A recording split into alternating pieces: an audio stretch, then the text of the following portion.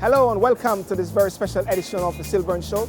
Over the next 2 weeks, we are joined by an inspiring and educational lady with a diplomatic angle, and that is the High Commissioner of Jamaica, Her Excellency, the Honorable Aloun Ndombet-Assamba. That's all coming up on the SYLBOURNE Show.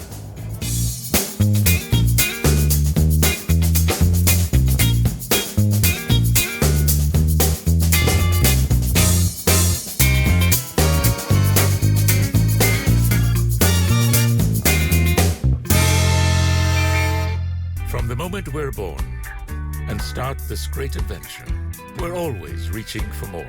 Friends, love, independence. But no matter where life takes us, there's always comfort in the place we call home. This place is financial independence. And when you get there, you'll never want to leave. Victoria Mutual, the home of financial independence. Welcome to the show, Ambassador. Thank you so much. But you know, I'm getting to understand the protocol, because they say sometimes it's High Commissioner, Ambassador. Yes, which is the right actually, one?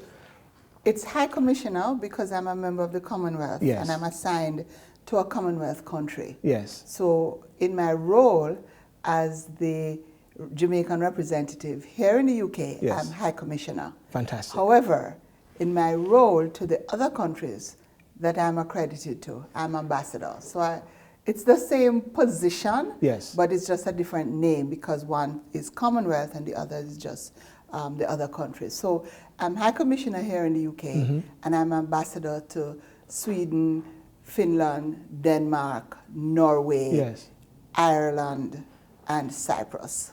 And therefore, whenever you step down, of course, as so you I step have two cards. two cards. Yes, one that says Ambassador, yes, yes, and calling cards. One right, that says Ambassador and one that says High Commissioner. And I've got 3 cards. Well, good for you.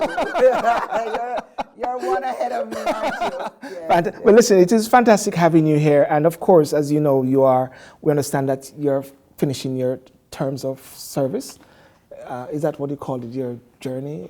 I was contracted for 3 years, yes, initially, and that came to an end a year ago, and yes, I was asked to stay on for another 2 years. Yes. But in the interim, there's been a change in government, and I am a political appointee, and so, as is the usual thing, those of us who are political, yes, appointees send in our resignation. We're requested to send, yes, in our resignation, yes, so as to give the new government a free hand in determining, okay, who represents them.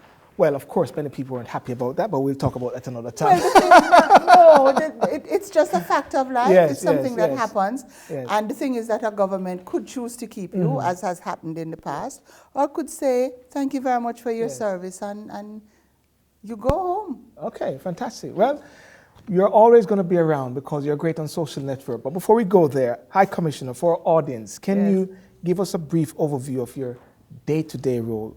Is it all glamorous functions and high society dinners? Oh, Lord. People have a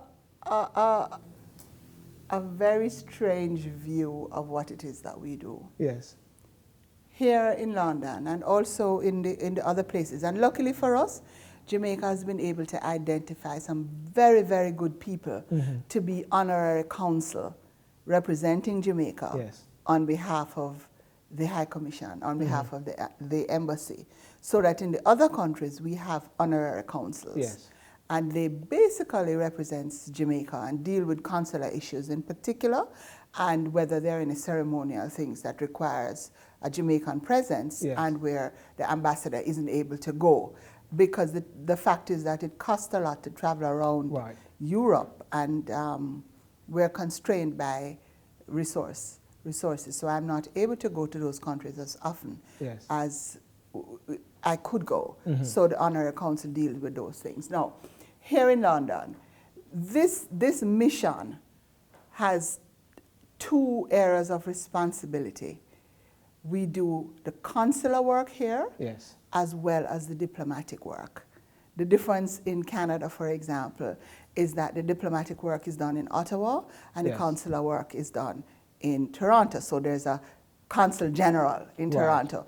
In the US, there's a There is the ambassador who operates out of Washington and who deals with the diplomatic work, and the consular work is done in New York. So there's a consul general in New York. But here in London, it's all done here. So what about like Mr. Wayne Lynn? Is in Birmingham? He is Honorary Consul in Birmingham. Yes. And that helps because it means that the people in Birmingham and in and around that area who need consular services, which means having their passports replaced, new passports, for example, or applying for passports, or for persons who need visas to go to Jamaica, they can put in their application there, and it's sent to us. We deal with the granting of visas. Yes. So the consular work, Mr. Lynn, as our Honorary Consul in Birmingham, it's very good that he's there, that we've appointed him to be Honorary Consul, because it means that the people do not have to come down to London. Yes. We have been trying to see if we could find somebody who would have the same role in Manchester or in Leeds, you know, but it takes a special kind of person who will not see this role as simply profile. You said it, but it is in fact a very serious working role, and it needs somebody who's able to, who has the resources and the space. And also have to have a volunteering heart as well. Oh, it is a volunteering, but not only is it volunteering, it costs. Yes. It costs. All of our honorary councils spend their own money. In fact, we have a meeting of honorary councils twice every 2 years. Yes. I think it is something which I instituted since I've been here. The next one is going to be in May. I won't be here, but it will still be held, where they all come at their own cost. And we have 2 days of workshops that bring them up to date with what is happening in Jamaica and so on. I mean, that's a roundabout way of just saying some of the things that we do. So what do we do here? We have the consular section, which opens from 9:30 until 1:30. And people ask, why is it that we close at 1:30? The fact is that when you close, you have all of the back office work, which needs to be done. And you have to be very careful about that work, because we do not issue passports here anymore. There was a time when missions used to issue passports, but they've changed that. And we have now the machine-readable passports, and that is only issued in Kingston. So all of the applications that come here, we process them, we make sure that everything is in place, and we send it to Kingston. Yes. So that's Jamaica, yes. Kingston, Jamaica. So we do all of that work. And as a spin-off from that work is all the persons who need advice of one sort or another. And they write in, and we help give them advice. So therefore, you have a lot of other work which we don't see. You don't see. All we see is the flare. Oh, you do see the flare? Well, I want to say thank you very much that you see the flare. Well, I mean, when someone say High Commissioner, Ambassador, I mean, diplomat, people see that sort of the flare side. But well, let me tell you about that side. Yes. That is the diplomatic side. Yes. That's the part where we represent Jamaica and Jamaica's interests. That's the part where we lobby to make sure that if there is a position that Jamaica is vying for internationally, then we have to lobby other countries to vote for us. Yes. And so those receptions, it's work. Yes. I get many invitations, sometimes 3-4 invitations for one day. I have to sit with the staff and I have to say, okay, I can't go to 4 events on one day. Yes. Now, who will go? So I will go, my deputy will go, the political and economic officer will go, depending on what it is that we need to achieve out of that particular event. It's never just social. That's very interesting, and it's good that you're expounding that, because a lot of persons in the community at times, they do not understand that aspect, because they'll just see the party, but not understanding that it's being strategically positioned in yourself. Exactly. There are some invitations that we do not accept. Yes. For a lot of reasons. One, it's very hard to say this, but we're not looking for something out of that particular country, or there isn't going to be anybody there who I need to see. But let me tell you this. You know, for the same reason that men play golf, and a lot of business is done on the golf course. Like I was going to say about a hairline business, but I won't say it. Okay. It is in social situations when sometimes people have their guard let down that you are able to speak and speak freely without all the level of formality, etc. Or seeing that open door, rather.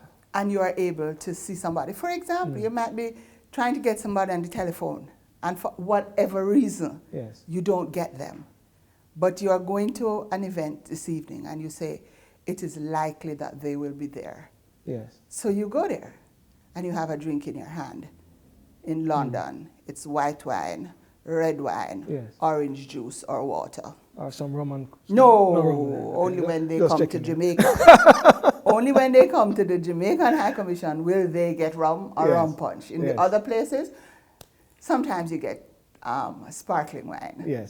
So clearly we do not go there for the drink. Although it's better to have a drink in your hand, because then people will stop hounding you about why it is you don't have a drink.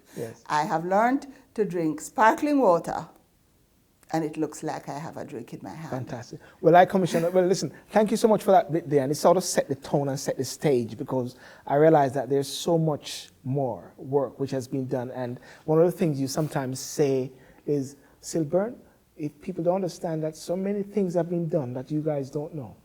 The thing with the Foreign Service is that the Foreign Service has never sold itself. It is not everything that we do we can talk about publicly. A lot of the work we do, we never talk about. Or you never see all of what goes into getting to the final result. Okay, well, fantastic. Well, before becoming High Commissioner, you have had a successful political career in Jamaica as Minister of Industry and Tourism, is that correct? Minister of Entertainment and Culture. And Tourism. And Tourism, yes. And before that, I was Minister of State. Oh, yes. In the Ministry of Industry, Science, Commerce and Technology. That is why we say the show is an inspirational and educational show. We're learning each day. Alongside a successful legal career where you set up your own firm, what made you decide? You can't forget COK. Oh, City yes, of Kingston City of Cooperative Credit Union. Yes, Credit Union, of course, because you also was I started off, I was invited to join the staff there when the board decided that it wanted to grow. COK at the time had about 36,000 members and probably about 14 members of staff, and they decided they wanted to grow. And they invited me to, I was on the board at the time, invited me to join the staff as legal advisor. You know, that was a catch-all to do everything. I became personnel manager, and then I was deputy general manager in charge of everything. And then I became the general manager. So you were recently also invited to somewhere, got some awards. Yes, because the World Council of Credit Unions. World Council of Credit Union. Gave me an award for the work that I have done with COK, but with the credit union movement in the Caribbean and in the World Council itself. From the moment we're born and start this great adventure, we're always reaching for more. Friends, love, independence. But no matter where life takes us, there's always comfort in the place we call home. This place is financial independence. And when you get there, you'll never want to leave. Victoria Mutual, the home of financial independence. It was quite convenient that I lived in Monique, in Southeast St. Anne, and the Member of Parliament at the time was going to retire.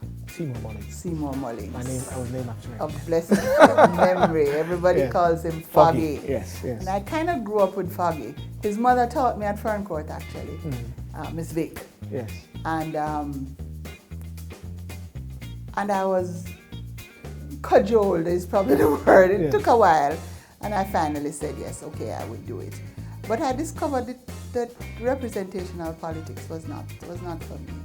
But we've just had the SYLBOURNE show, and I'd like to invite you to watch the SYLBOURNE TV station and join the YouTube channel and like the show.